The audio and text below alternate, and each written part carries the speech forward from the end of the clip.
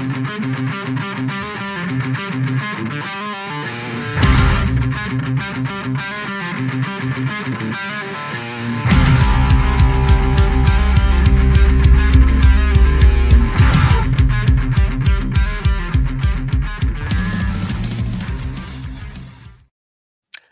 and welcome to Next Man Up, and we are back. We don't record every week now in the off season, but we're back after 2 weeks away. Another special podcast. As you all know, they are all very special for a number of reasons today. Well, Howie Roseman has been busy, hasn't he, in the last week? So we're going to be looking at his new signings today, and we're going to look at how his overall free agency has been. We've also got a special guest, Tony B, as we affectionately call him. We'll introduce him in a second and bring him into the podcast for a couple of reasons he's on the podcast today. And we're going to look at the linebackers and safety part of the draft of who the Eagles could sign, which is even more intriguing after the signings they've made over the last couple of days. Without any further ado, Mick, how are you, sir? I am fantastic. It's a Friday night. I've got a whiskey in my hand. I've dolled up my background, as you can see, because I don't want to take any heat. Because we're releasing the podcast as videos now, and they'll be like, "Mick, come on, get control of your wallpaper in this background here." So I thought I'll put up some Eagle stuff, make it look a bit prettier. So. Am I going to have to get a tricolor in my garden here? I'm not. It's bad enough that I've managed to get Eagles memorabilia, helmet, whiskies, and whatnot on the bar. In one of the main rooms in the house. I'm not sure she's going to go for a tricolor. Phil, how are you, sir? Big week for you. Tell us all about it. Why is it big? I am finally a civilian. I left freedom. So I've got my nice little valedictory certificate from my commanding officer saying, "Thank you, person X, for X amount of service," and a load of generic spiel, as you do, because nothing can be that personal. And I got a lovely little leaving gizzard, a little engraved port decanter that I've already tested out. With all my service details on it. So yeah, it was a pretty emotional week up to Lani. I've already said to you guys. That wasn't all port in that port decanter, was it? I thought it was. No, that was a bottle of red wine. I got to give it a bottle of red wine. So I know it's a port decanter, but I was like, I got to test it out with something. So bottle of red wine, try and make it taste a little bit better. You went out for a night to say goodbye with your fellow workmen. Yeah, where did you go? I took the team to the local cider farm. I know I've taken you, Liam, to it when you came down last year. So you know all about it. The most Somerset man that you'll ever met. And I think he even introduced a nice little cocktail for you and Katie to try, which involved scrumpy cider and a Guinness, if you've not heard of it. I can't even remember what it's called. I think it's something like Tractor Fuel. I think that's also why he has no teeth as well. But and he's lost his license on many occasions. But yeah, no, it's Guinness and scrumpy cider. And if you think that sounds disgusting, it's actually not. And I think Katie, your fiance, will testify that actually it's pretty good. But I've left the RN. It's a pretty emotional week for me. A few changes going on, so I'm just sort of taking a few days to take stock, taking a few weeks to sort of spend some time with my son before I eventually have to get a job like every other person and stop living on a nice little holiday. Absolutely. Looking forward to it, man. I'm looking forward to seeing where the next step in your life takes you. It's a really exciting time for you and your family, and we're all rooting for you, buddy. Really, really well done. Big step. Congratulations, my man. Awesome. Well, congratulations are also due to Howie Roseman. I mean, the fan base of Philadelphia over the last 2 weeks, or before we started the last podcast specifically, we had Devin Caney on from 94.1 WIP, and she was like, "Oh, I'm getting a bit nervous now. What's going to go on? We're all out. We trust in Howie. Boston Scott got announced. Bradbury got announced. Rashad Penny was announced that day. Since then, the Eagles have signed 29-year-old Marcus Mariota as the backup quarterback. Perfect quarterback. We'll get into that in detail. Perfect backup quarterback to Jalen Hurts and the system that Nick Sirianni operates with. Nicholas Moreau, linebacker, 27 years old. There's a theme here with the age of these players, by the way. No one over the age of 30. fills in a position at linebacker, depth chart player probably. Greedy Williams, aptly named because he was greedy as a 6-month-old child by his grandmother. We'll get into him in a little bit more detail. He's a cornerback, 25 years old, signed from Cleveland. And then a pair of safeties. As you are all aware, we got rid of both starting safeties. Marcus Epps kind of went quietly into the night, and CJ Gardner-Johnson definitely did not go quietly into the night, shall we say, over the last week or so. And that drama seems to just keep unfolding and getting worse and worse for both the agency, I should say, the management agency, and also Gardner-Johnson himself. I'm starting to feel a little bit sorry for him. I don't know if anyone else is. And then finally, hot off the press, probably one of the first Eagles podcasts to be doing a podcast after this announcement. Terrell Edmonds, safety out of Pittsburgh, 26 years old, just turned in January this year. So, Mick, just quickly, initial reactions on those signings.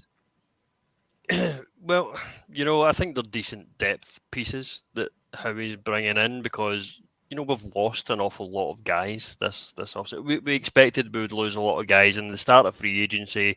They just started falling through the cracks immediately. Like we said last week, TJ Edwards was off the board in under 15 minutes. Hargrave followed soon after, and it was a lot of defensive players as well. And the nerves start to go. It's only March, of course. But, it's always in the back of your head, like, when are we going to sign someone? Like Adam Schefter's tweeting out, Rap Sheet's tweeting out, and you're just hoping, I hope this is #Eagles because we want to see some signings, we want to see some guys in the building get excited about, like everyone else is getting excited about, but it just didn't quite seem to come.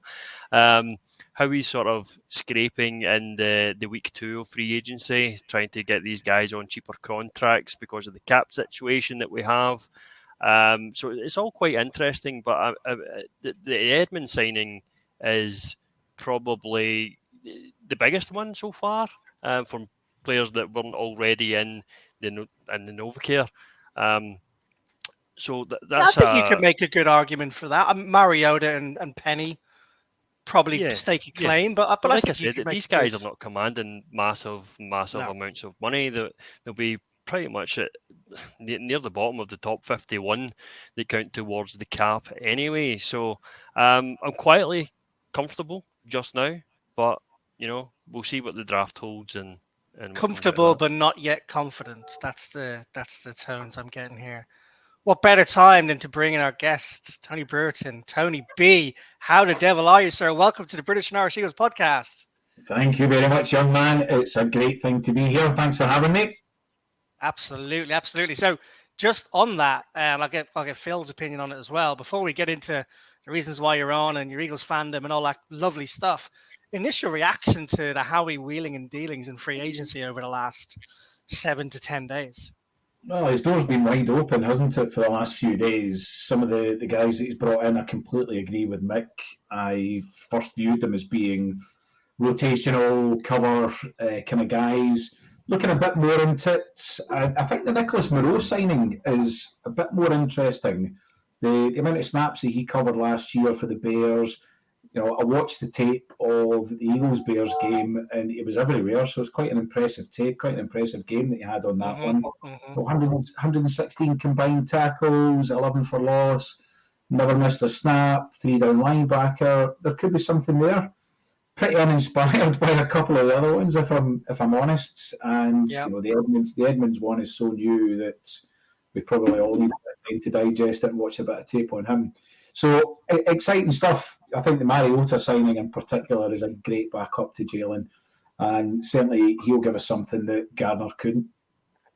Absolutely. And a frustration for me last year, Tony, was when Gardner came in and just how different the Eagles tried to play it. It was so visibly, it just didn't connect. It didn't transfer. It wasn't transferable. And I'm delighted they've got him. I think probably the most obvious signing the Eagles have made in free agency in the last 10 years.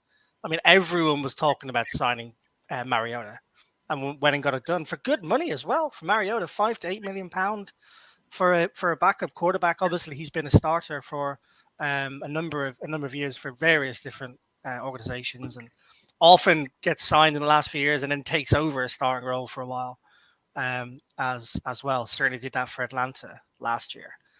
To varying levels of degree, but back in the day, Chip Kelly, Harry Roseman nearly traded the entire farm for Marcus Mariota. And I'm getting ahead of myself. We'll get into that in a minute. But Phil, just bringing the trilogy together here. Your just overview, high level thoughts on Harry Roseman's wheelings and dealings. Are you absolutely amazed? Like, massive turnaround? Are you okay? Are you sitting on the fence a little bit, or are you underwhelmed compared to some other people? I like the fact that you were trying to set me up to say that I'm overwhelmed by the signings. When I could say the sincerity and hear the sincerity in your voice, obviously you don't believe it either. It's definitely not an overwhelming or exciting free agency period so far, and I kind of echo what Mik said. It's almost like how he's plugging the holes, but he's fixed all the leaks. He's just making sure that the team's serviceable. It's in a position to it's got a solid base. There will be definitely 100% one or two stellar signings because the situation the team's in, coming off a Super Bowl defeat, but the team isn't that far away from being able to challenge straight away again. We've got the 10th pick, which is an unusual situation to be in. I feel like he's just making sure that worst case scenario, if we're in the situation right now, we'd be all right. We wouldn't do great, but we do a decent job. And he's 9-8, Phil. He's 9-8. We played. Yeah, I think they could do that. Given all the external factors, the multitude of things that go around the league. But in general, I think the signings they're not gonna excite anyone. I mean, I think the Terrell Edmonds one is probably the most exciting. I think I had a quick look at some of the tape while I was eating my dinner shortly before coming on. And commitment. I'm like that. I'm already excited. Sorry? It's a dinner and research commitment. I like that. No. I've been sort of trying to pick up my game since I've let it slip since having a baby. But you're on. I posted the highlight in the British and Irish Eagles group just to say just watched 5 minutes of that and generally you're looking at it going, he's a good player, obviously, from what he's done so far, but I feel like he's going to fit right in. He's obviously come straight out. We watched the news conference, all the publicity that the Eagles have put out, and he just certainly seems like he's going to be something really to get your teeth into, which is the first signing, I'd say, is something to get your teeth into. Everything else has just been, Penny's could be good, but it's injury prone. Mariota's, it's a backup quarterback. There's not much to get excited about there.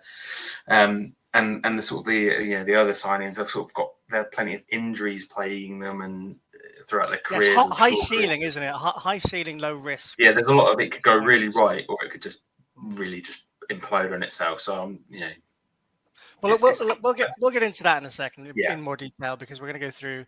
We're going to grade Howie's free agency. Just realised the heading is grade Howie's free agency when you actually have to grade him. So we will do that. But Tony, just want to bring you in and primarily just to introduce yourself to the British and Irish Eagles. Members will of course know you. You are one of those. We met in Philadelphia. I will tell a story. We met in Philadelphia last November. And so just tell us a bit about your history with the Philadelphia Eagles, and go for it. Yeah, I've got a long-standing, painful, sometimes wonderful, more recently very painful relationship with Eagles, and the story goes back to 1987, and it's a tale of love.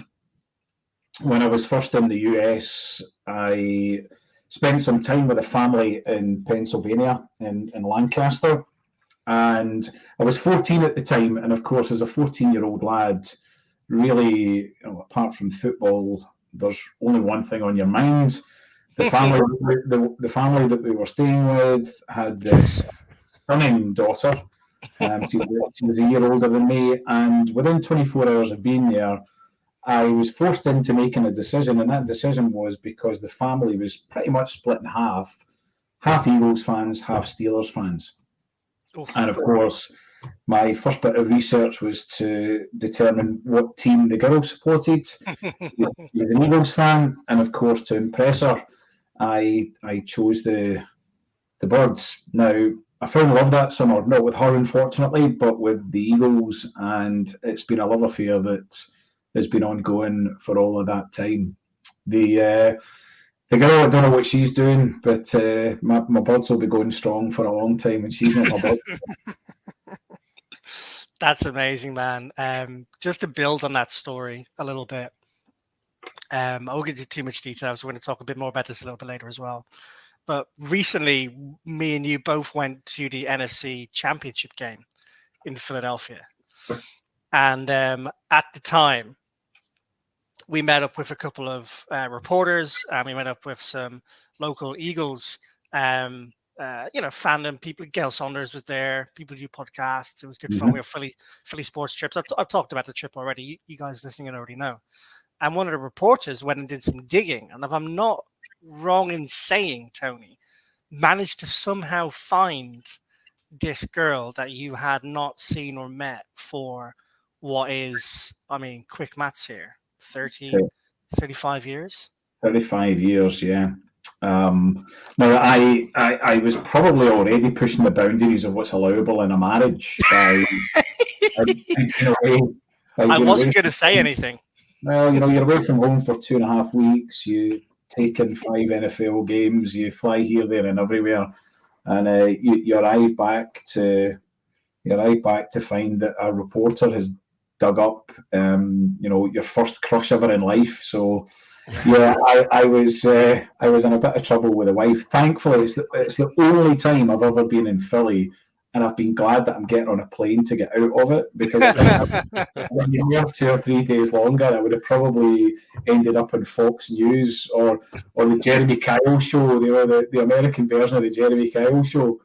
Do you mean Fox News for the second time, Tony? Because it would be the second time. We're gonna come back to Fox News, Ian, because that's part of our. Oh God, yeah, I can imagine. Amazing stuff, Tony. Amazing stuff.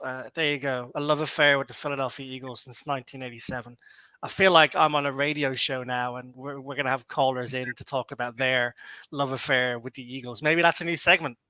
We need to get involved in, love affairs with the Philadelphia Eagles. Well, I love stories. I love origin stories, and like finding out how all of these fans that, I mean, we've got a massive collection of British and Irish Eagles up and down the country now, and that's what we're trying to do with the fan spotlight segment that we've recently launched on Twitter, and we've done the three of us. Obviously, we start with ourselves. And we'd love to hear from as many of you as possible to find out what you love so much about the birds. Tony, that is an absolutely fantastic story. I loved listening to every bit of it, and I'm sure people out there, people listening to this podcast, will have similar stories that, again, I would love to see and share as well, because it's what we're trying to do is build this community up, and we can only do that by sitting around the campfires telling stories. With a glass of whiskey in tow, With a glass of whiskey in tow, obviously. Amazing. Yeah, brilliant story, Tony. Excellent story. And we've had a number of Tonys on this podcast, by the way. All right, it's Tony Fletcher, my uncle. We had Tony Brewerton. Tony G, I'm not going to try and pronounce the second name now. I'll have a go if he's listening in. And about 500 Matts. Yeah, I do sometimes get confused with which Tony's who sometimes, but now someone goes, Tony said this, you're like, wow, which one? Yeah, which Tony we're on about here, but thankfully Tony Brewerton has come on to clarify which Tony he is, and I'm glad to say I've now put a face to the name. Interestingly, a little bit like the British and Irish Eagles, we've got a Tony from Scotland, we got a Tony from England, and a Tony from the US. There are nationalities of Tonys going around as well. There you go. This feels like a bit like a Bull Wolf section of the podcast where we aimlessly go off and talk about Eagles have signed players who only have one syllable first names or something stupid. That makes no sense to the podcast, but lots of fun. Lots of fun anyway. All right, let's move into grading Howie's free agency then. We went to grading Howie's free agency, and we'll pick some stories back up afterwards, Tony. Okay, we're going to look at grading Howie's free agency. And before we get into doing the actual grades, Mick, thank you very much. I can see you've got the ins and outs of players on screen in front of me. This new technology, guys, revolutionary. So I mean, I will read out for those listening on podcasts. For those on YouTube, you can probably see. If you listen to podcasts, maybe try YouTube out. Who knows? You might like it. Players out: TJ Edwards, Chicago, 3 years, $19.5 million contract, decent payday for TJ. Gravedigger, Javon Hargrave, San Francisco, probably the scariest defensive line in football now. 4 years, $84 million. Man got paid. Andre Dillard. See you, mate. Next. Safety Marcus Epps.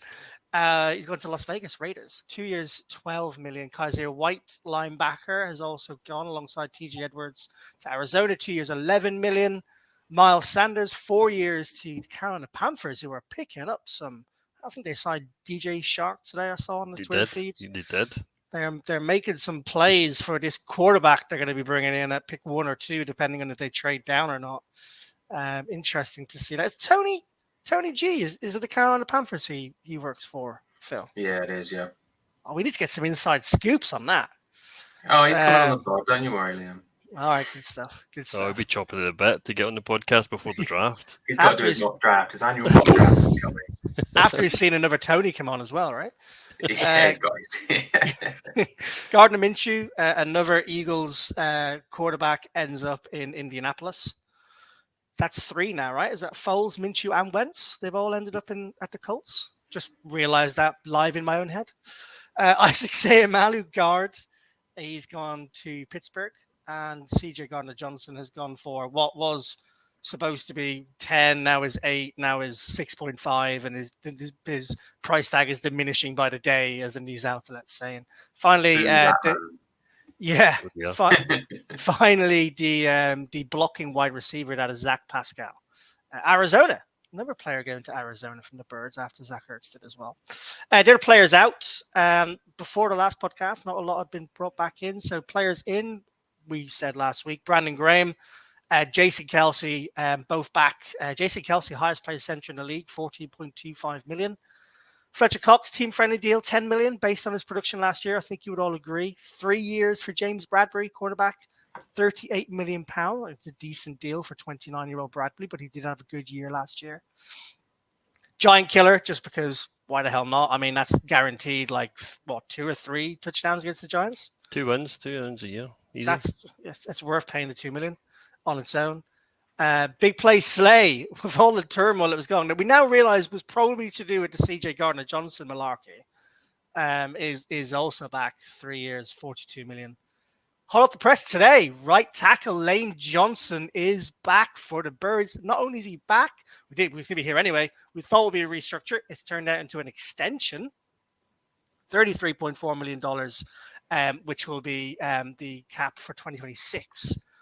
Makes us feel a little bit more comfortable about where we are on the offensive line. We'll get into that in a minute. And perhaps changes my opinion of whether the Eagles do go offensive tackle or offensive lineman with pick 10. It's ever-changing, folks. It's exciting. It's the free agency. And as we mentioned just before that, Rashad Penny, 1 year, $2 million. Greedy Williams, 1 year, $2 million. Marcus Mariota, $5 to $8 million for a 1 year contract. Nicholas Mario, we don't know yet. Same as Terrell Edmonds and the same as Justin Evans. Should we go through some of these in a little bit more detail now for everyone listening in? That sounds like a good idea. I'm agreeing with myself anyway. Let's go to the player who's just been signed. And that is Terrell Edmonds, 26 years old, safety out of Pittsburgh. Mick, I'd like to bring you in on this, sir. How happy are you with this signing? What can you tell us about what you know of Terrell and what the fans can expect to see from him? Yeah, well, I admittedly don't know an awful lot about Terrell, but I thought as soon as he was signed, I thought, oh God, they're signing all of A.J. Brown's children to the Eagles roster this off-season. We're bringing in Greedy and bringing in Terrell, who he absolutely burned, both in one in pre-season and one during the regular season. So that'll be fun for those guys to catch up. But in all seriousness, we have been lacking in the safety department, and I do not know how many mock drafts I have seen this week bringing Brian Branch into the NovaCare this off season. or Antonio Johnson or one of the other top-rated safeties coming out of this draft, because everyone is panicking at panic stations. Calm down. It's still March. It's Howie Roseman. He will work it out. He worked out CD Shagger Johnson, who's now we've dropped the moniker Shagger. That's just a announcement from the podcast. We've now dropped CJ as the official Shagger of the British and Irish Eagles. We will be announcing another one Godspeed when he presents himself to us, because you can't just decide who these guys are. They have to present themselves to us. So we lost Singleton, we've lost CD. Maybe it's a poison chalice, actually. Maybe we shouldn't put it on someone else, but maybe that's for another discussion at another time. I'm just deviating from what you told me. That's what I like to do. But if we're bringing in someone who's big, strong, useful in the run game, strong enough to drop into the box, cover short areas, that's Terrell Edmonds. He's almost built like a linebacker. Mm-hmm. He's got that size and the ability as well. So it's quite an exciting signing, and it's definitely an upgrade to what we've already got on the roster at the moment. And it seems to be an upgrade from CD, from the some of the stats that I've read over the past couple of hours. Yeah, I mean, you mentioned those stats, Mick. Better on run defense, better in coverage, better in pass rush. Not as important a stat. And overall, just better stats all around for CJ, according to PFF last year. He didn't have a 6.5 interceptions, of course, that CJ Gardner-Johnson did. But he's played a lot. He's played alongside Micah Parsons. He definitely hasn't played alongside Micah Parsons. He's played against Micah Fitzpatrick for a number of years now. Obviously, the stellar safety out of Pittsburgh as well. 75 games, Phil, over 5 years. Serious pedigree. He was a former first-round pick. I mean, this guy, I don't know, but we don't know what the contract is yet. He was $2.5 million last year for the Steelers, but which was thought to be a relatively cheap deal. I can't imagine it's more than $3 million for the year, maybe 3.5. Feels like a steal, right? For this level of player, this consistency. Yeah, it definitely feels like I said a moment ago, watching the footage, he's definitely got something special, and that's sort of backed up by the fact that he's a first round pick. And it's almost quite surprising. Obviously, there's such a low deal that he was on last season. And yeah, you're probably right. It's probably going to be very similar to what he was on then. Can't see it being a hell of a lot more for whatever reason. There's nothing to back it up. But his stats are great. But just to sort of hark back to the CJ Shagger debate, it almost feels like we kind of get that romanticism about the players that we affectionately know. When it came to Singleton, I don't think he was as good as we felt he was. I think we just fell in love with the idea of Singleton being Shagger and being this absolute beast because we were so devoid of talent at the time. And with CJ, I think Nicholas Moreau could be very, very similar, by the way. It could be. Sorry. And I think I think CJ, we fell in love with the idea of the early season sort of interception form was just like, oh my God, we found this diamond in the rough. But actually, when you put the stats alongside other players, he's not anything exceptional. And that's not me trying to sort of 100% rationalize the mentality of loss and kind of going, oh, well, we didn't want him anyway. But generally, I think we get romanticized with that kind of the idea. And I think that has a lot to do with how much we wanted him back, because a lot of the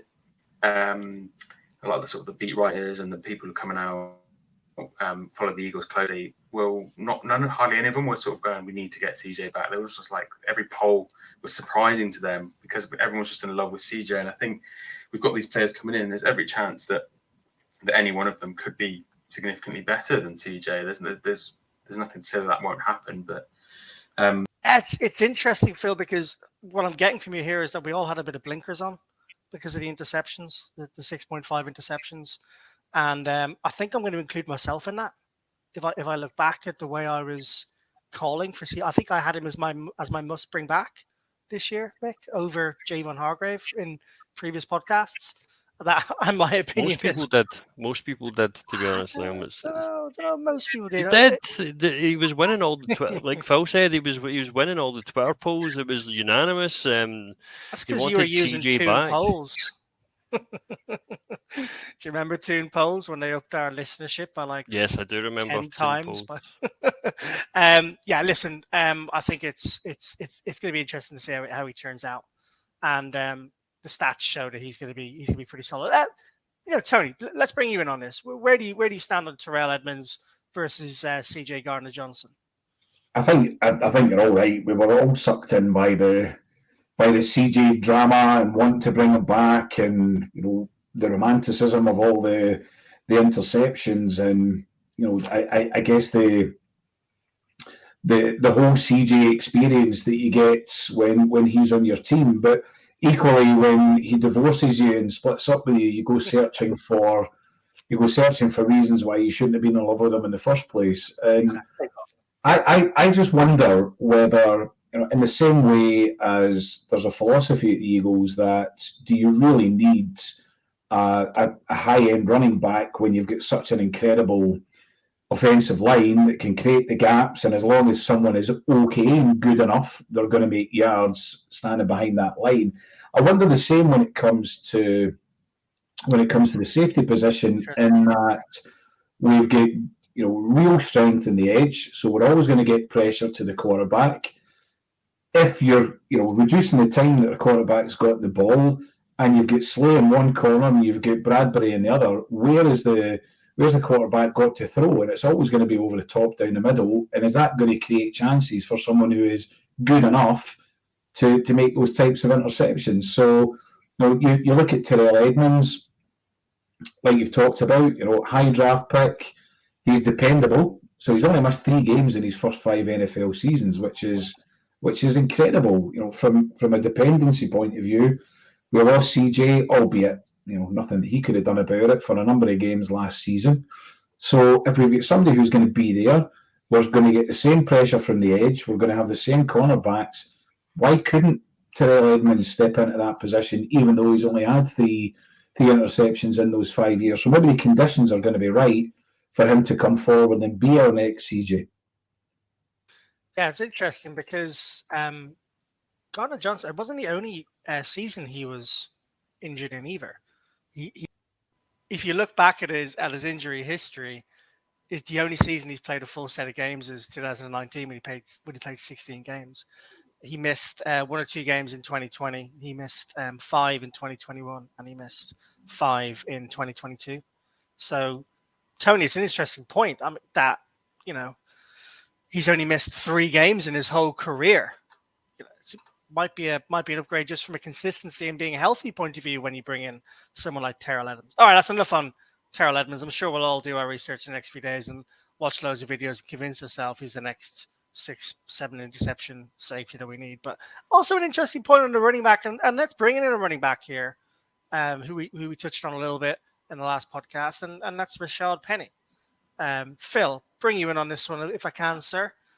Come in at a very cheap deal, $2 million. I know we touched on it a little bit on the last podcast. We won't go over too much. So maybe I should reframe the question a little bit, which I will. And that is, what are the Eagles going to do now at the running back position?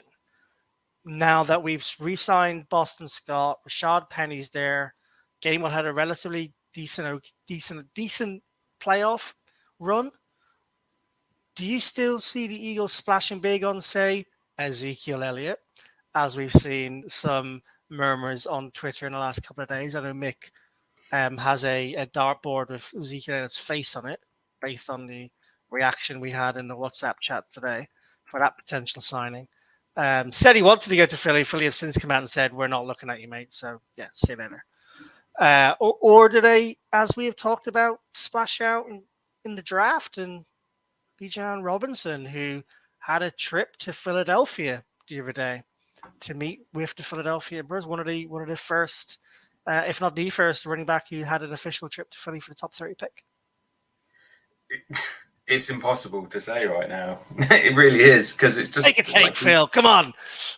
It is impossible to say just because of, like we touched on earlier, the way that the signings that they've made so far are not setting the world alight, but they're serviceable enough to establish a base. So where we are right now, wouldn't be excited, but we'd be okay. Like, yeah, it's not, Gainwell could step up. Penny, if he stays fit, is going to be exceptional. Boston Scott is old, reliable giant killer. If we went into the season right now, we'd all be like, yeah, okay, we'd sell ourselves on it. But there is one more move coming, and I don't know where that's going to come because, like you said, we've hosted Bijan Robinson. He's signed with Jalen Hurts' agent. There's a lot. But where he comes in the draft, it's so hard to place where he should fall in the draft, and where the Eagles pick at 10 and 30. You can make arguments for them jumping up and snapping him at 10 because he's just a once in a lifetime running back, or you could say, well, let's try and pick up one of the Gibbs. Is it Gibbs, the second sort of class running back? Gibbs, we could sort of maybe pick him up at 30, or maybe even in the second round. It's just, you just don't know because there's just so many different variables going around right now. Okay, we don't know, but what would you do? I've been kind of quietly sort of going, "Ooh, I love Bijan. He looks really exciting." I know you do. That's why I asked you.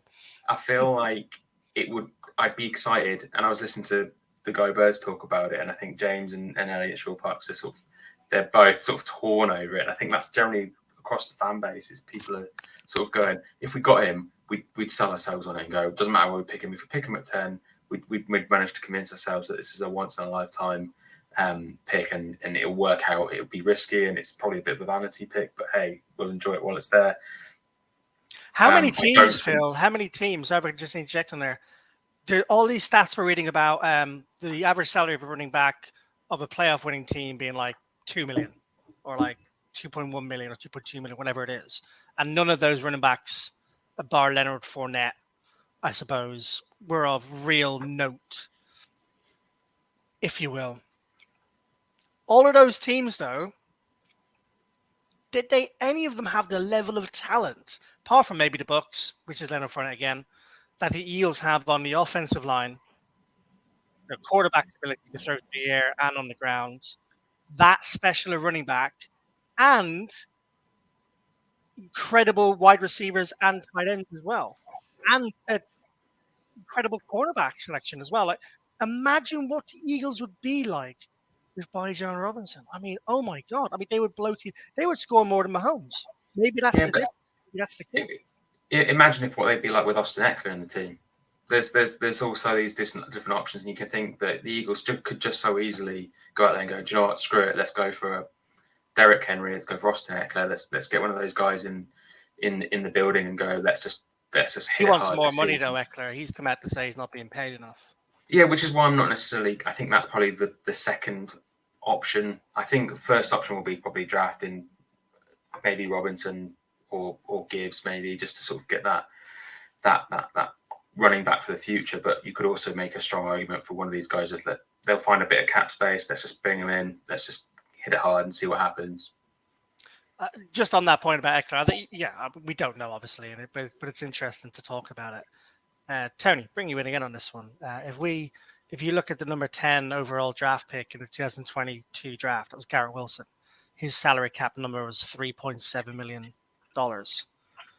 You bring in Eckler, you're probably looking at paying him $7 to $8 million for the season. Just using that as an example, because he's probably the top running back free agent on the market that would suit the Philadelphia Eagles with his pass catching ability as well. With that in mind, if the Eagles made a play for, this is probably too much of an easy question, really, Eckler, Ezekiel Elliott, or Bijan Robinson, but by taking Bijan, you're not picking an offensive tackle or a defensive tackle at 10. Would you rather they pay a little bit more to get one of the running backs on the market, or would you rather spend the draft capital at 10? That's a better question. It's a good question, but I don't think there's a definitive answer to either. The first thing is I wouldn't be drafting Bijan Robinson. I've just said a few minutes ago that I think you can put an average running back behind that defensive line and still make yards. What I can't fathom is why you would go out and invest 6, 7, 8, 9 million on an Eckler, maybe slightly less for a Derrick Henry, when you've just got rid of a running back who is posted 1,400 yards from scrimmage. Why would you do that? So I think Howie's made his position pretty clear on it, that he will take a rookie running back, he will allow them to run out their 5th-year option, and he'll say cheerio if they're going to be too expensive for him to keep on the roster. Now, I think Robinson would be, Phil's called it a vanity pick. I think it would be a luxury pick.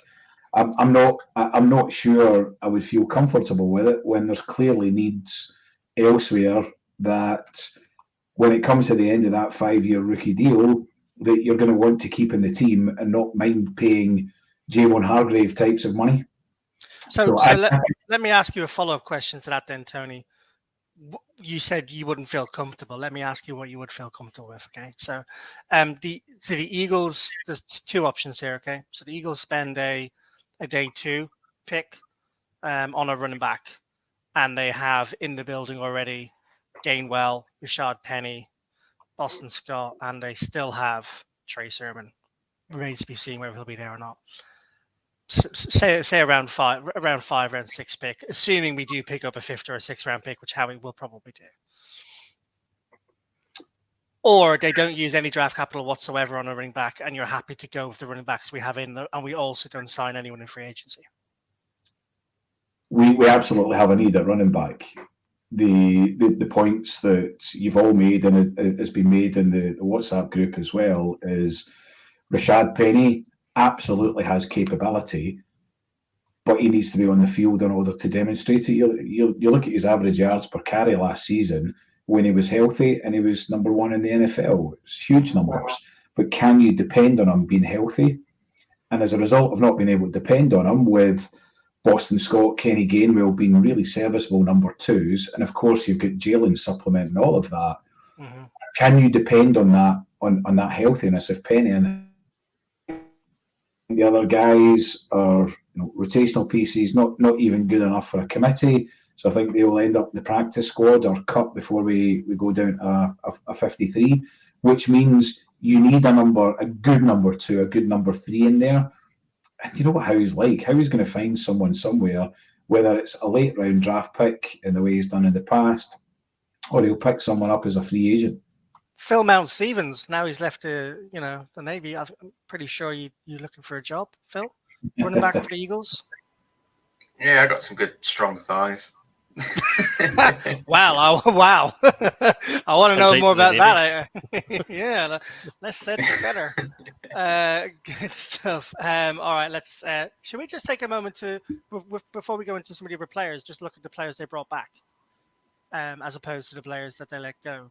Brandon Graham, Jason Kelsey. Let's look at these 3 actually. 4, I should say. Brandon Graham, Jason Kelsey, James Bradbury. We'll look at the 3, not the 4, because they weren't going to be here next year unless we brought them back. Mik, bringing you in here, how happy are you that we brought Graham, Kelsey, and Bradbury back specifically? Noting that Lane Johnson and Slay they were restructured deals, they weren't necessarily going to be going out the building. Are you happy with them? Would you have been happier if they didn't bring one of them back and brought someone else in the draft or in free agency?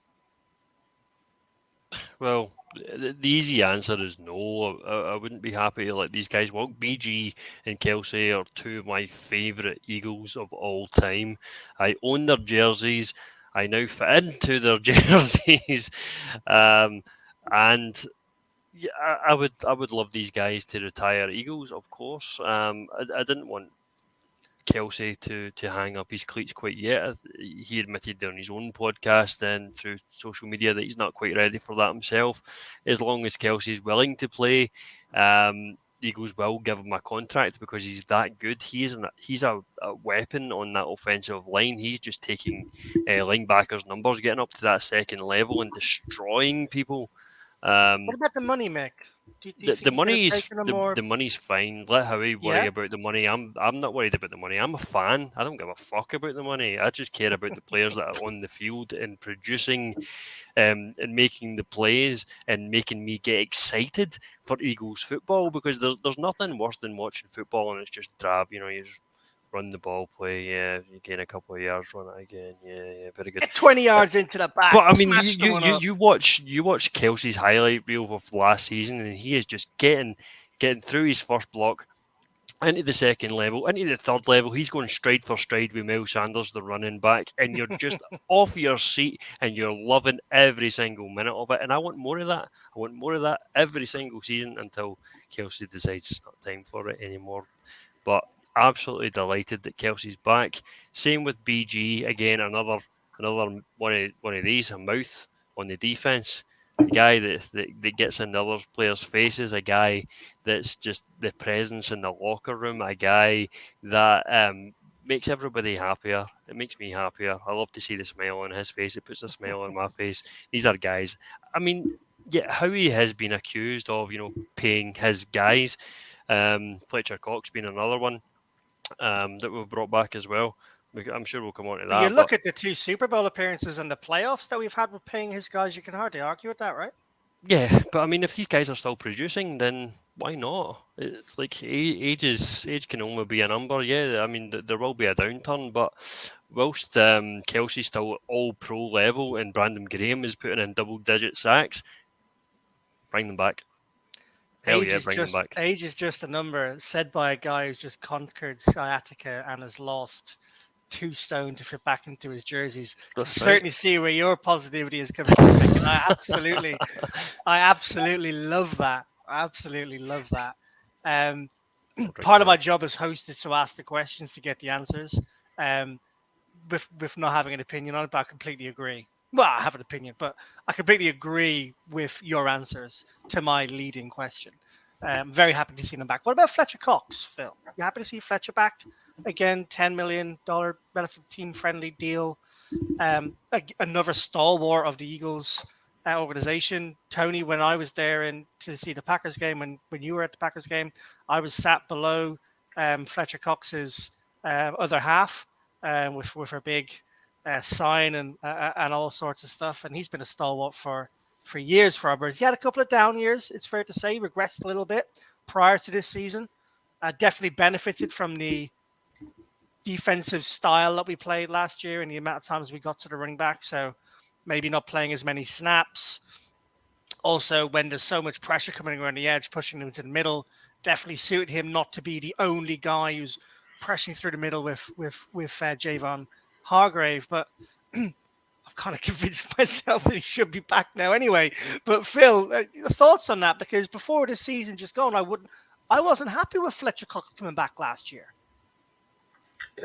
No, it's a weird one really, because I'm probably with you in the sense that I kind of thought BG, it was lovely, and he should have won Comeback Player of the Year from his injury and the sacks that he got. And Fletcher Cox even managed to get in on the action, have in an overwhelmingly team defensive side of the ball, stellar season on the stat sheet. I think everyone got in on the act, but I wasn't expecting them to come back. I figured the Eagles would be like, there's probably not an awful lot left in the tank to worthy dipping into the cap space that we've got or trying to make space. But it just leads to the theory for me that there is definitely going to be a stellar running back move, a stellar wide receiver move, or draft, get prioritizing different positions at 10 and 30. There's going to be something big or many big things coming, because you don't bring back players like Fletcher Cox, BG,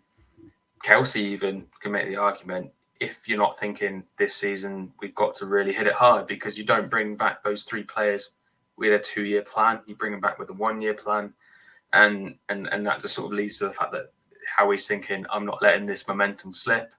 I'm going to be going and hitting it hard, and those players are key to establishing the foundation, so that when I do go and get these big signings that I'm planning, and the Eagles fans are going to lose their ever-loving minds over, hopefully, fingers crossed, it's because he's established, like saying, the free agency signed so far, it's all about establishing that base.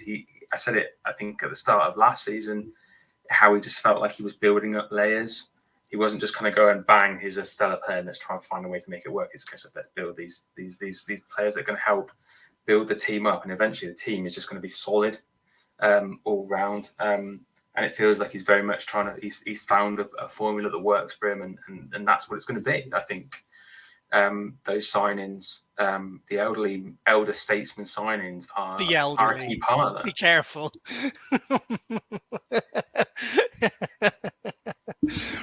No offense to any of the outer statesmen in the room right now. Or listening into the podcast for that matter. Good stuff. Listen, as we have done since we reached this technology, we've overrun a little bit on the segment. So what I'm going to do, folks, is I'm going to take the reins for a few minutes, and I'm just going to go through some of the other signings, and then we're going to move into two segments. We're going to pick up with Tony B in a second to have a quick conversation about some special news we want to release to you all, and then we're going to look at the draft at linebacker and safety, and also. Actually, before that, we'll get Tony's main picks in the draft as well. Then we'll look at the draft class around linebacker and safety. So people we haven't talked about too much so far. We've touched on Nicholas Moreau already. The only thing I want to add to what Tony mentioned earlier is that he was ranked 52. Sorry, last season in all linebackers out of 81. So solid player. He's not going to set the world on light. But in his combine, he had a 4.53 dash, 40 dash, and he's 6 foot 225 pounds. So the guy can move. And he reminds me, I don't know if anyone heard this earlier when I mentioned it, but I think I said Singleton, anyone? When you mentioned it, Phil, I think Singleton had about 119 tackles the year he was named Shagger for us. And other than that, was a solid player, but nothing special. I feel like Nicholas Moreau could be this level. I'm not confident that Nicholas Moreau will be the starting linebacker next to Nakobe Dean this year, but I think he has the potential to do so. And as we've said, with a lot of these signings, there is big upside for them, but there's a lot of unknowns with injuries, with form. It feels like a lot of players that we've signed in the last few days have all come into press conference and said, this is a fresh start for me. And that's the general theme I'm getting for these players. High upside, young, picked relatively high in their drafts for their positions. So we're interested to see what Nicholas Moreau turns out. But nothing out of this world for me at the moment. Greedy Williams, talking about a player who is athletic when we mentioned Nicholas Monroe. He ran a 4.37 40-yard dash. He's 6'2" as well, and he won a 4.37 at quarterback. Did you know that he scored a 95 score in the combine in 2019? And did you know that that was the top-rated cornerback score of every cornerback drafted in 2019? I haven't done the research to see who else was drafted there we can compare against. Maybe I'll do that next podcast. But the fact that he was a number one overall ranked quarterback from the NFL Combine, according to PFF, in 2019, shows just how good he could be, given the right coaching and the right mentoring. He was a second-round pick for the Browns. He had an okay start to his career, started the first 12 games of his rookie season before a shoulder nerve injury took him down. And then 2021, he had, again, a decent-ish season, bit par player, but he still had 10 passes deflected. He also had 2 interceptions and over 40 tackles for the games that he played. 2022 wasn't as good, 11 games, 11 tackles, 6 solos, 0 tackles for loss. Again, he's missed some time now. He's 25 years old. Sorry, Mick, do you want to come in on Greedy? Yeah, I was quite excited actually when the news broke of Greedy, and I think it's because I was so starved of any Eagles news at the time that I just wanted to grab onto it and be excited about it. But now I've taken time to sort of digest it and think about it. I don't really see it as more of anything than a depth piece at the moment. I don't see him being a successor to Darius Slay when Slay hangs it up, or being a successor to James Bradbury when Bradbury hangs it up. I can't see that just now. I mean, throw the dart, isn't it? There's a lot of time between here and now, between now and then, but yeah, I think it is a bit of a dart throw, and how he has done this consistently over the last couple of seasons. If you remember, he brought in Tay Gowan from the Cardinals, who drafted him quite high up in one of the drafts, and we were quite excited about him and how well he could perform.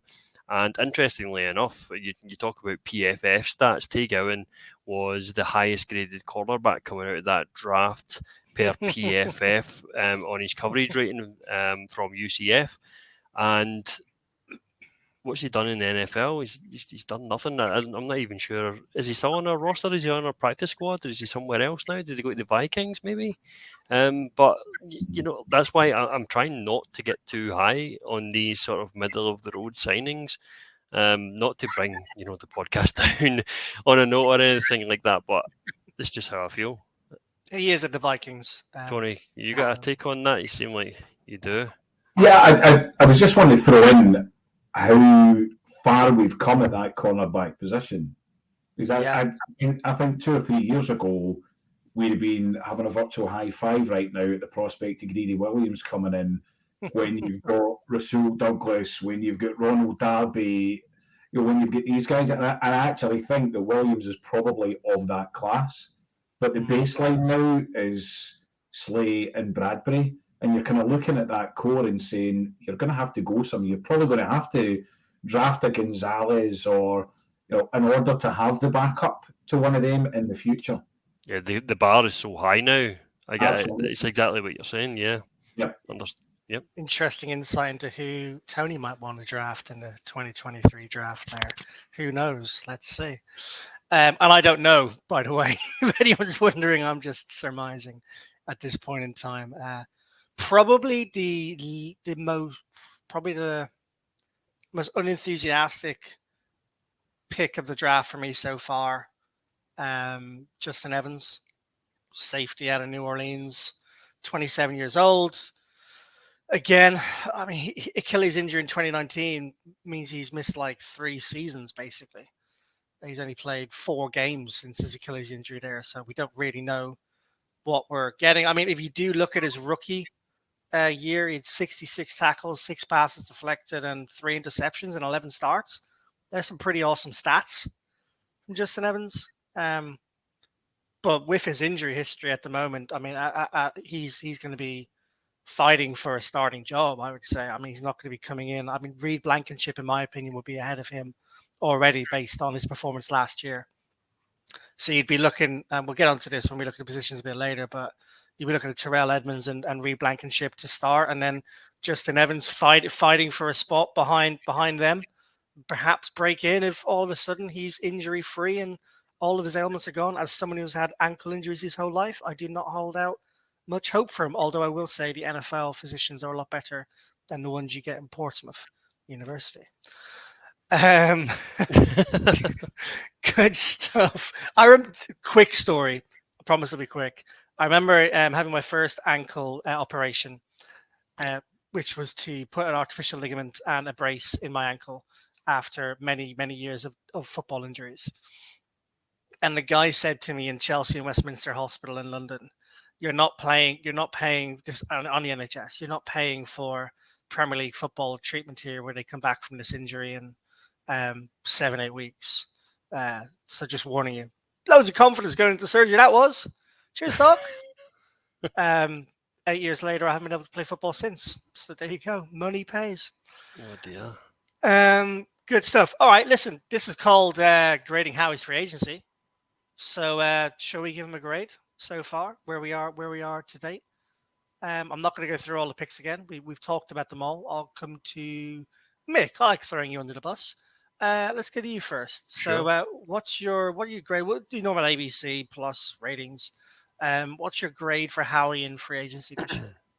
I'm going to go for a B plus, and if that's not a fence take, I don't know what is. But we've not had that marquee signing yet, so I can't go to A. We've lost a couple of key players, Hargrave being one, CJ being another. So I don't think A could be justified at this point, but I think he has done well to plug the gaps, and it's still early days, so I'm quite happy with that grade. Don't know what grades you had when you were kids, but B plus being average is it's pretty high, Mick. So well done. Phil, your takes, your grade. Wait, funny you should say about the B plus seem like it's above average. The way I do it is the appraisal system in the armed forces. Here we go. I mean, harking back to. Stop clinging on to it, Phil. You've left. I know. You're a 7. You're one of us. You're one of us. it was good because every time I had to write an appraisal, the grade came with a short bit of text which basically helped clarify. In its case of B, a flat B was performing to standard in most respects. B plus is performing to standard in all respects. And I think where we expect the team to be, to Howie to be. Like I said, he's building his base. At this point in the season, the off season, I feel like he's performing to standard in all his respects. I feel that there's a huge potential for it to go to A-, performing above standard in most respects, and then maybe even an A, performing above standard in every aspect. But you know, we'll see how the next few months go across. But so I'm gonna side with Nick and go B+. I like this, Professor Mount Stevens, Professor McGivern. Well, let's get to Professor Brewerton. Tony, what Phil's just successfully done is reconfirm why I'm not a leader in any of our armed forces, because I was completely confused by all of that. I'm not going to grade by a letter. Phil has started a process that you grade in the organisation that you're in, and we have 4 very simple gradings, which are meets expectations. Fully meets expectations, exceeds expectations, doesn't quite meet expectations, and falls below. And I think right now Howie is meeting our expectations. And interestingly, the graphic that Mick pulled up was just another reminder. When you looked at that right-hand column and you looked at the left-hand column of who we've brought in or re-signed, and the right-hand column of who we've let go, I kind of struggle to move anyone from the right-hand column into the left-hand column or swap them around. So I'm quite happy with the guys that we've brought back. The more recent signings at safety and linebacker, not overly convinced by any of them yet. The marquee signing hasn't come, which I'm sure it probably will.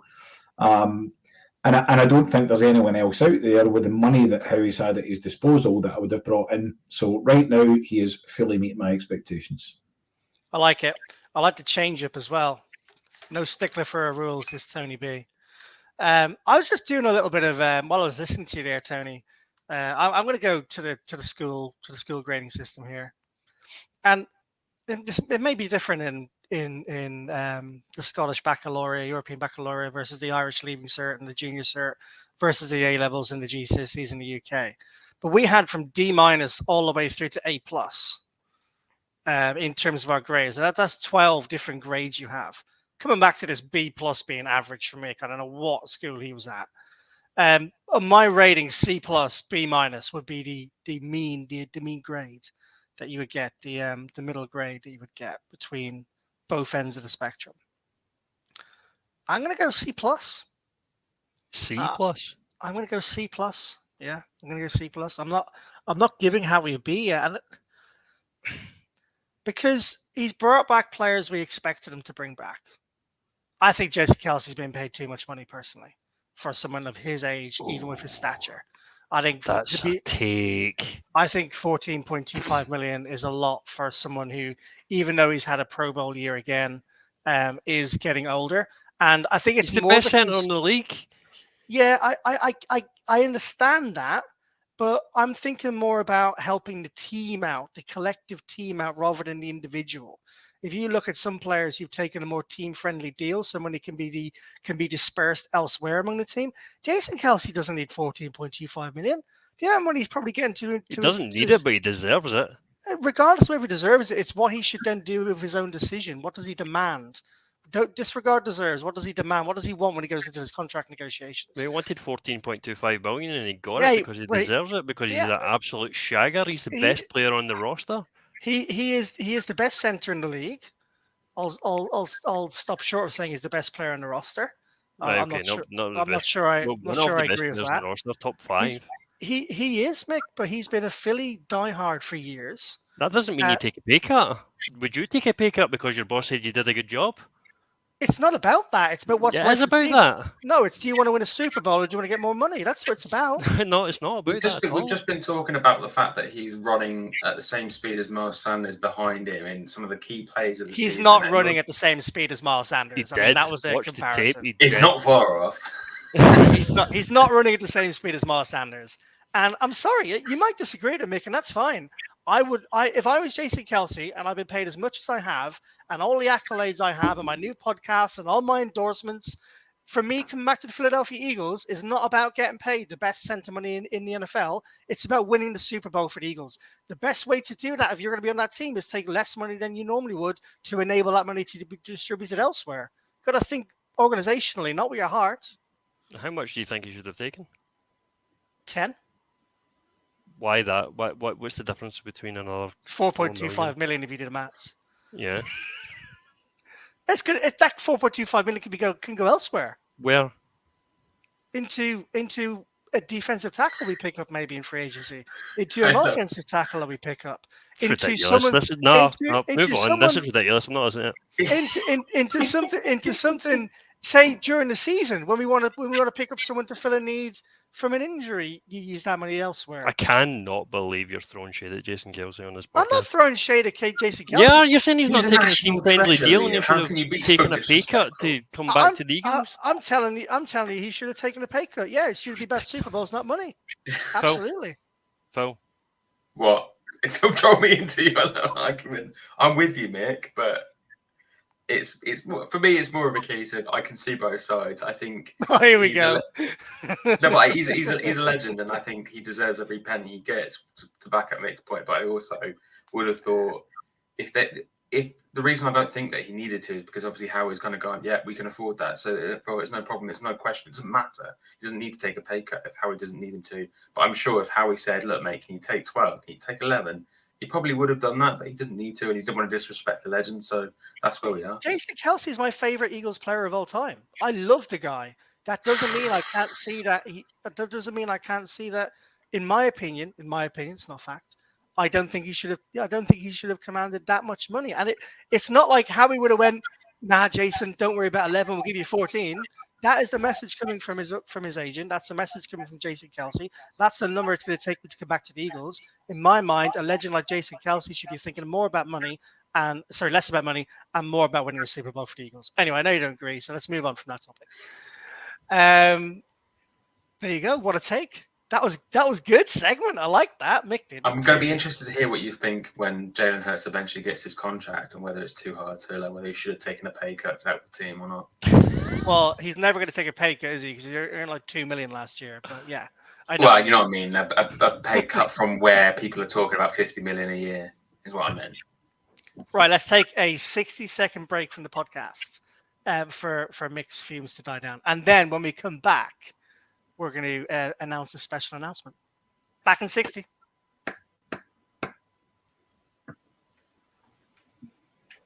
Welcome back to the podcast, everybody. And I often say on this podcast, there's a special moment or mention or news story we want to bring to you or guests we have on the podcast. And I'm going to go out and say this might be the most historic and special moment in our podcast so far. Up there with moving into the British and Irish Eagles. And I'm absolutely delighted to announce there's another reason that Tony Brewerton is on this podcast. And I've just realized the name Brewerton is so apt with Brewer in the title for what we're about to announce. And that is our partnership that we are beginning with Loch Lomond Whiskey out of Scotland, an organization that Tony is a huge, huge part of and means so much to him. And we are honestly super excited to see and to learn and to kind of experience and go through the transitional period of what this partnership is going to be like, how we're going to engage with you, Tony, and the amazing brands that Loch Lomond Whiskey has, and engage with our fan base on this brand, and just really, really excited. It's something that is close to our hearts. Not only do we love the whiskey itself, and Mick's talked about it before, but we're passionate whiskey drinkers on this podcast. Mik and Phill, I would say, are definitely a few rungs in the old belts ahead of me. I'm probably a yellow belt or something, where we got a black belt there in Mik for sure. And just incredibly excited to announce this. Those listening in, what does that mean for you listening in? You're going to see over the coming days and weeks what this partnership means in terms of how you can benefit from it yourselves, listening in, directly benefit from this partnership like you have with our other partnerships, and what it's going to mean as we progress throughout the year. Lots of cool ideas, events, etc. lined up. But I'm not going to give anything away now because we're still exploring the amazing possibilities we have in this partnership, and just an incredible partnership. Yes, a stellar partnership, and a I think a podcast, British and Irish Eagles defining partnership as we move into year 3, season 4 of the podcast. And Tony, it's been a pleasure talking to you about this, having conversations about this, and it's really exciting to just break this news. It's great. I'm equally as excited, and just to hear the enthusiasm from you and Mik and Phill over the course of the last few days as we've been firming things up has been really special. To talk a bit about Loch Lomond Whiskies. So I work for a company called the Loch Lomond Group. Loch Lomond Whiskies is a big part of that. We are kind of 3 prongs in amongst a plethora of brands that we own. So the key ones we're the proud owners of Loch Lomond Whiskies. Made and distilled from just on the banks of Loch Lomond, as you're probably not surprised to hear. Loch Lomond Whiskies is very much like the British and Irish Eagles podcast in that when you hear about it and you sample it, you want more of it. And that's probably the biggest compliment I can give you guys. And a number of years ago, I left one of the bigger companies in the whiskey industry and moved to Loch Lomond purely and simply because we have a sensational product that not many people knew about. More and more people are known about us, as I'll come on to in terms of our sports sponsorship. But the key thing for us is getting liquid on lips, because when it's been there, I'm pretty convinced that you'll want to try more, to sample up through the fantastic range that we have. And delighted to say that Loch Lomond is now the fastest growing top 25 malt whisky in the world. Wow. Last year's growth up 73%.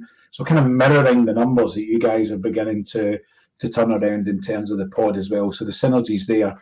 We've got another great brand called Glen Scotia. It's another whiskey. Glen Scotia whiskey based in Campbelltown, in the Victorian region of Scots. So one of the 5 regions of Scotch whiskey. Really, really important to the whiskey industry is Campbelltown. And Glen Scotia was voted the world's best whiskey in 2021. So again, not a well-known whiskey, but a sensational product as well. And at the other side of our organisation, a brand that most of the listeners will know, and that's Glen's Vodka. And Glen's Vodka is the second biggest spirits brand in the UK. It's the biggest selling vodka in Scotland, and the second biggest vodka and spirits brand in the UK. And between the 3 of those, between Loch Lomond, Glen Scotia, and Glen's, we have a huge affiliation with sports. And where we have grown our brand has been association with sport that then validates your reputation as a brand, and people want to go and learn more about you. And I guess for us, this is another step in that sports journey. So while we have the Open Golf, which is a big part of the Loch Lomond brand, and we sponsor the Open. And Glen's Vodka is the spirit of the SPFL. From a footballing point of view, why not move into something that you guys know I'm incredibly passionate about, which is the NFL and of course the Eagles. So absolutely delighted that the business can support you guys. And I think in terms of those synergies that I've reflected there, you guys have got innovation, you've got entrepreneurialism, you've got enthusiasm, and you're probably not that conventional in what you do. And that really mirrors our ethos as a business. And something I was saying to you guys before we actually kicked off the pods, the journey that Liam and I have been on that's brought us to this moment started back in November, as Liam mentioned earlier, when I first met Liam and his better half Katie at the Trent Cole, Hugh Douglas Hall of Fame brunch at the Link. Liam, passed me a membership card. I passed him, a few dollars. I got my card. I was quite excited about it, and then I was added to the WhatsApp group. And more, I'm very analytical. It's a big part of my job, and just listening to the chat on the group, and the love for whiskey that was there, it became more and more apparent that actually, our goal of growing a brand name, of making a brand name more well known and getting some liquid on lips, was going to be, an absolutely easy thing to do. And I really hope that at some point, all your listeners can be sampling some of our Scotch, and over that time that we work in that partnership together, that we can help you grow your brand as much as you guys can help us get our brand name known. So, like a good whiskey, the story's been maturing over the course of the last while, probably not quite as long as whiskey, and there's probably many stories I can tell about the beers that Liam and I shared in McGillen's pub on Drury, just off Broad Street, and the green potatoes that it was. Oh, that did not look healthy. I have to say, just on that point, Tony, first off, thank you so much. I'm blushing here with all your nice words about the podcast and about the partnership, and we're so excited. But I just wanted to touch on the green potatoes for a second. And that's because we had, I think I mentioned this in the podcast before when I came back, we had green wings, green potato, and some kind of green soup, and I'm not quite sure what the soup was. The shepherd's pie wasn't that bad. The green potatoes, of all of the dishes we were provided with, wasn't that bad. It was the chicken wings had a lot to be desired for. I'm thinking, Liam, if we weren't 6 beers and a few tequilas into our day by that time, that actually, it wouldn't have been as nice as he thought it was. Okay. So it wasn't the best, but that was, McGillen's that day was the conduit for us to begin talking about what a partnership could look like, and the ambition and the vision and things that you guys have got for the pod. So I am hugely appreciative of you guys for inviting us to the party, and let us join in your journey over the course of the next year, 2 years, 3 years, however long that may be. That's amazing. That's amazing. Thanks, Tony, and thanks so much for coming on and for speaking so eloquently about the passion you have for Loch Lomond whiskies, and also the passion you have for the Eagles and what we're trying to do here. It does feel like a match made in heaven, and we're really, really excited about the possibilities as we embark on this new journey together. And as I said, guys, watch out. There's going to be lots of stuff going on this year, lots of ways in which you can get involved in Loch Lomond whiskey, sample it, to the lips, as you say, Tony. What was that name? Liquor to the lips, was it? Liquid on the lips. There you go. I love that saying. I'm going to have to remind myself of that and use that when I'm trying to get my team out for a drink on a Thursday after work, maybe as well. Good stuff. Tony, I'll stay with you here. Well, first off, Mik, Phill, just some thoughts on the new podcast, on a new partnership. Well, really, do you even have to ask what I think about this? I mean, are you going to be coherent? Are you going to be coherent on these podcasts in the future? No, have I ever been coherent on the podcast? I try to clean up my accent as much as I possibly can for the average listener. Listening to me already, slurring my words. This is what happens at the end of our podcast. Come on, we know this happens. Phill will tell you, when Phill came up to Scotland, he couldn't understand a word I was saying, because he saw me in my natural habitat, under the influence of many a bottle. And always please drink responsibly, of course. We're responsible on this podcast. Yeah. Of course, I'm joking. I'm very excited about this. The prospect. Tony has pretty much said it all. It's an exciting time for us, an exciting time for them. I think it will be a really good venture together, and I'm pretty sure we can do a lot of good work together, and offer a lot of benefits to our members, the wider community as well, because it's not all about us, it's not all about the brands, and well, it is to a certain extent, but it's about the people as well. So I really liked. Very excited. I really liked as well Tony's point about what an incredible product it is, and how not a lot of people really knew about it, and it's something that we've been people have said to us about our podcast, and it's nice to hear, even though sometimes we maybe don't believe it, that like it's unique, it's different, and it's actually really good quality. And I think that's synergy with a brand like this, to bring it to more people, to help them to have different experiences, taste that, have that glass of whiskey in a specific point in their life, whether it's with their dad at a special occasion, a friend, maybe at my wedding, or definitely at my wedding this year. Tony, Phil, Mick, in September. Let's toast a glass together, and then special moments for something that's unique. And I think that's really important and really impactful, and something I'm proud we can be a part of. Right, Tony, your favorite part of the podcast. We are going to talk about the draft picks or the takes that you have for the Eagles as they go into the 2023 draft. Have you got something prepared for us? Have you got some ideas of where you want to go, what you want Howie to do? Are they emotional? Are you using your head? What's going on, Tony? Talk to us. I'm going to give you 3 takes that obviously are linked to the Eagles, but I think we should actually put a Philly cheesesteak bet on this for. Oh, I like this. Liam likes a bet, yeah. Later in the year, if I can make that. So the Philly cheesesteak bet is all 3 takes. I think that Jalen Carter is going to fall out the top 10. That's take number 1. Take number 2, I think the Eagles are going to trade back from 10.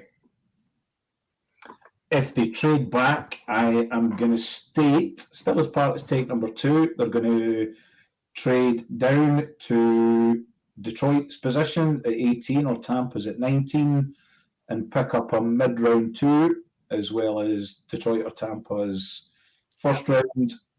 And at that pick, we are going to take Kalaya Kancey out of Pitt.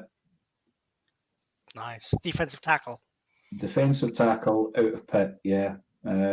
Huge combine.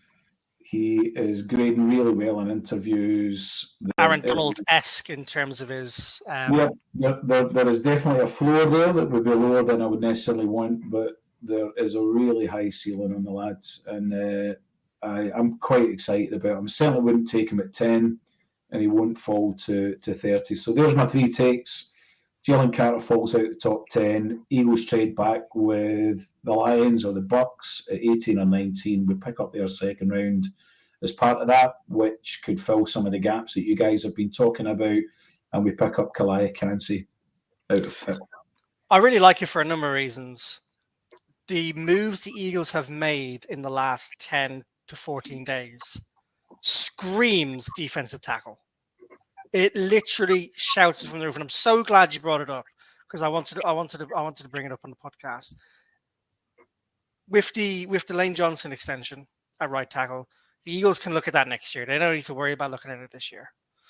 They've got Cam Jurgens, who can play right guard, and he can move into center next year. You could say maybe to pick up an offensive lineman. I don't see Howie prioritizing a center or a guard with a top 10 pick.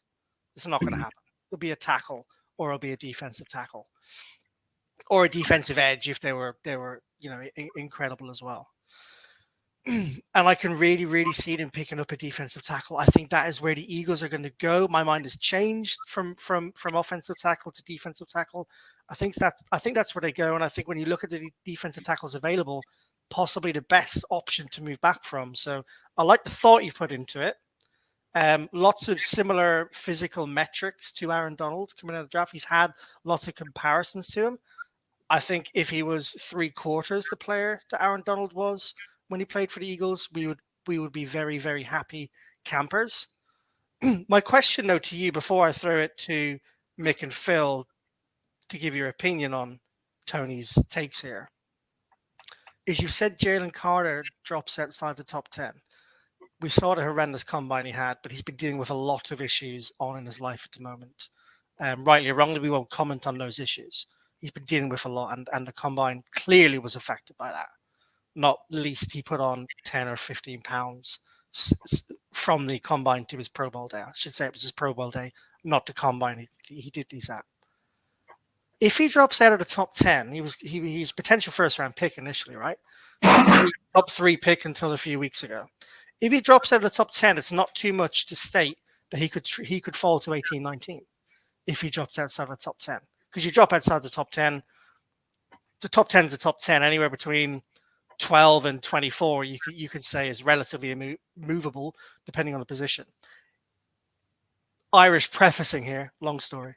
If Jalen Carter is available at 18 and Chansey's available at 18 or 19, they're both there on the border you're picking. Who are you picking? There's a reason that Jalen Carter is falling. And if he's fallen out the top 10, then there's a really big question mark over his character. Yeah. And I don't think that you would take the risk. I think Kalia Kancey is looking like a hell of a defensive tackle. Really excited about him. If that's your game plan, I don't think Carter will fall that far. But if he did, to extend the hypothesis, I would still be taking Kancey. I like your answer. Phil, thoughts on Tony's picks here, his takes here? That means no Bijan Robinson at 10, by the way, just before you go on. That means no Bijan Robinson at 10 with that. Bijan. He makes a lot of sense with the Jalen Carter falling and the scream, and you yourself, Liam, the screaming need for defensive end and tackle. I think. Tackle. It's just so up in the air. I think if they trade back and go for what Tony's suggested, I think everyone would be happy with Jalen Carter if he's falling. I'm on the same sort of train. I don't like the idea of someone being up here and being down here and people being happy. Oh, great, he fell to us. It's like, well, there's a reason for that. Like, you either trade up for a race horse, right? You jump on the horse that's trending from 25 to 1 into 8 to 1. You don't jump on the horse that's trending from 3 to 1 to 25 to 1. Can't remember if I made that same analogy last week or not. I mean, like the whole Nakobe Dean situation, I think that's slightly different. That was just generally injury and ambiguity over what was going on with him. Whereas this is sort of off-field issues, regardless of what the reason is and what's caused them. It just makes you doubt it too much. And I think if I was in that situation, I'd probably go with the defensive side of the ball. But yeah, I'm still going Bijan, so don't worry about it. Right at the end, I like that. Change attack right into the end. Mik, I mean, similar question to you, my friend. Well, you know, I've got a couple of thoughts about this, and it's about players sliding. And one of them, I'll just bring up Tunsil, who's the tackle from the Texans, who slid during the draft because of the gas mask fiasco that we all know about. And what happened this offseason, he's the highest paid tackle in the league, and for a reason, because he's very, very good at what he does. Whether or not his off-field antics are acceptable to other people, I couldn't care less what they do off the field. I just want to see what they do on the field. That's what I get excited about. That's what gets me out of bed in the morning. That's what makes me turn on Game Pass in the evening. Other players that have slipped in the draft recently, I'm going to go to Notre Dame. I've got to go to Notre Dame. Kyle Hamilton slid in the last draft. He was talked about to be a top 5, top 10 prospect. He slid in the draft. We could have picked him up. We didn't. We jumped the Ravens to take Jordan Davis at the time. The Ravens took the no-brainer, took Kyle Hamilton. What's happened? He graded. He did struggle a couple of games of the first couple of games of the season, but he was the highest rated safety of the year, and he's absolutely balled out since. So just because a player is sliding doesn't mean that they're terrible or they have a bad attitude. You've got to remember players also. I don't like talking about the Cowboys and I don't like bigging up the players, but Micah Parsons also has an attitude problem. All the reports that were coming out of Penn State about, bullying other players and all that sort of thing. One of the best defensive players that the NFL has seen in quite some time. So we've got to also be careful about how we look at some of these guys, because it doesn't tell the whole story.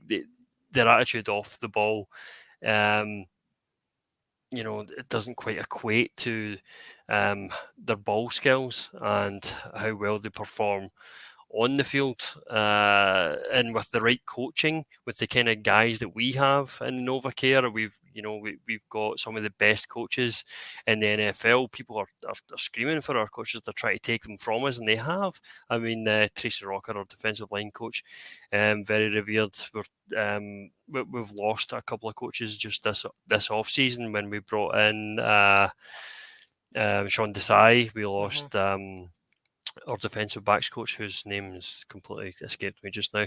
But, these are the kind of guys that we've got, and they have the experience to teach these young guys, to mould them into the players that they can eventually become.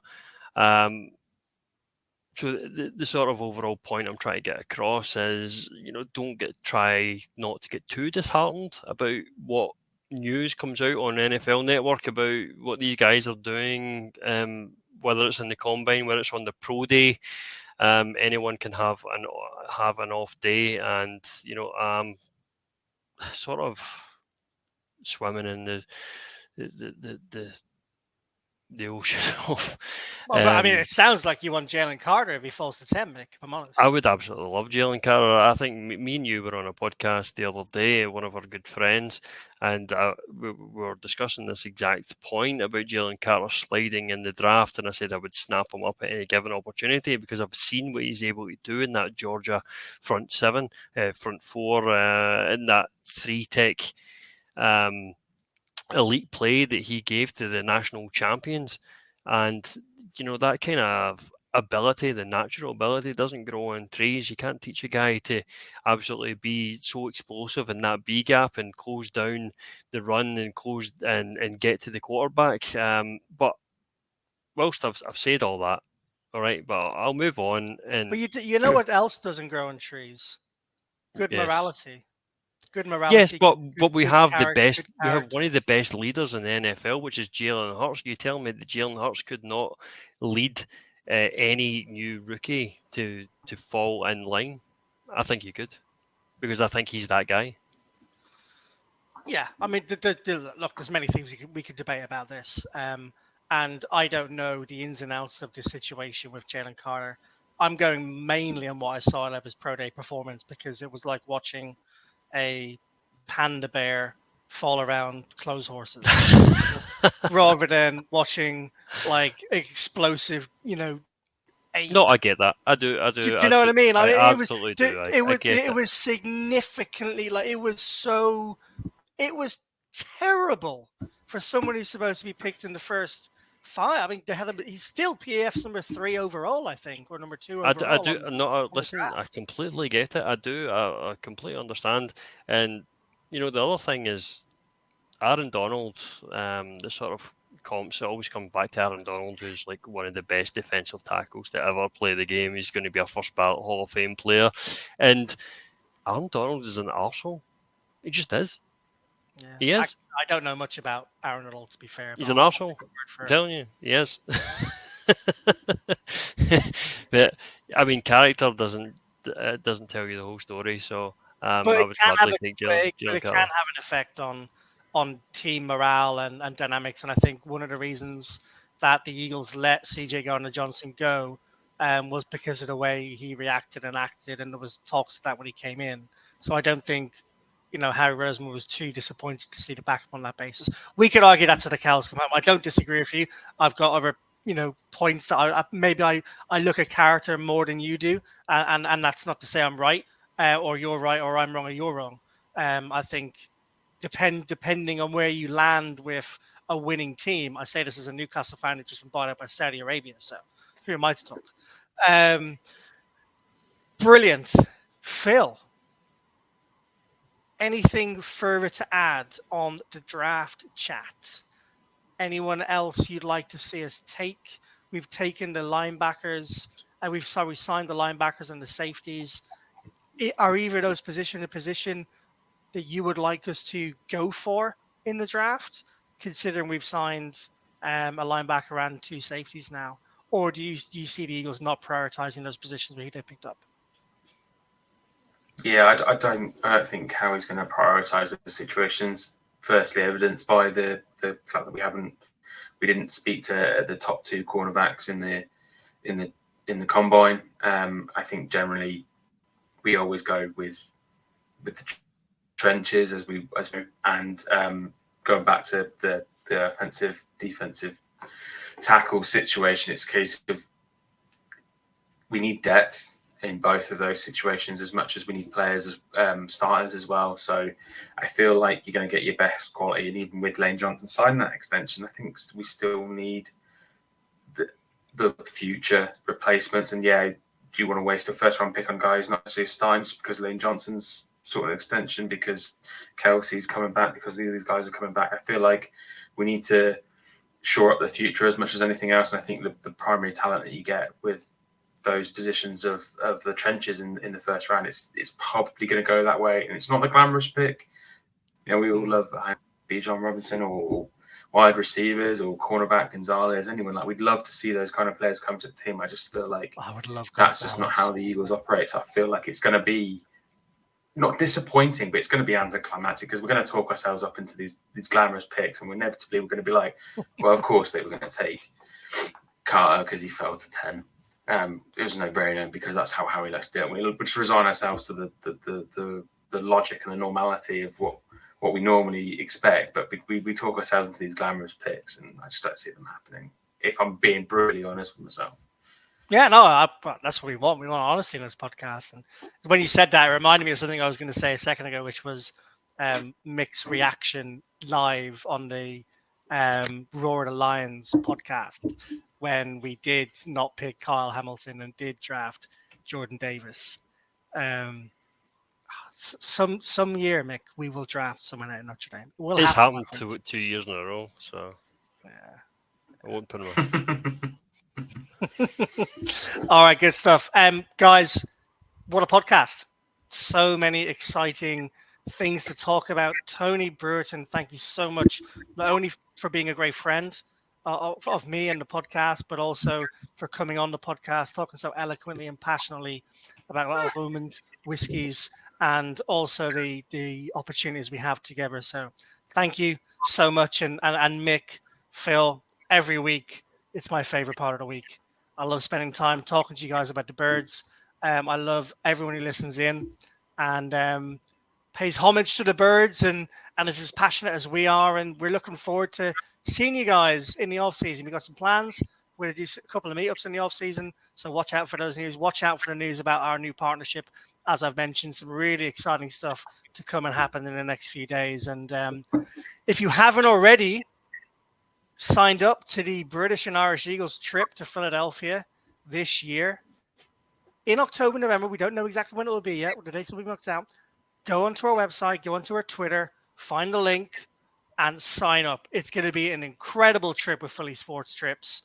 We're talking casino pre-game for tailgating. We're talking premium tailgating with ex-players, an event with ex-players, tour at a stadium, tickets. It's going to be incredible. And even as my fiance yawns in the background, I promise you it will be incredible. And listen, folks, all jokes aside, thank you so much for listening in. As always, we are the British and Irish Eagles. This is the Next Man Up podcast, and we love you.